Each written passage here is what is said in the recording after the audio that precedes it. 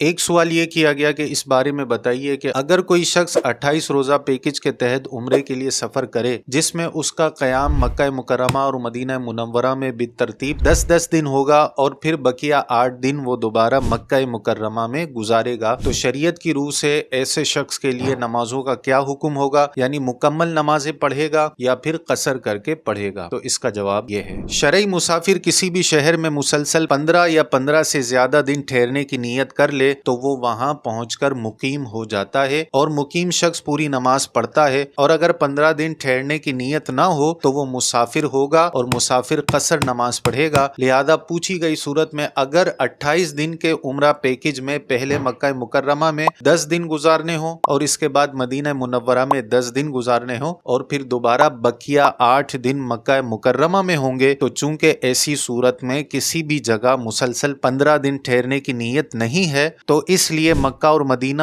دونوں شہروں میں قصر نمازیں ہی پڑھے گا۔ اسی طرح کی اسلامک نالج حاصل کرنے کے لیے ہماری آئی ڈی کو فالو کریں، اس ویڈیو کو لائک اور شیئر ضرور کیجیے گا۔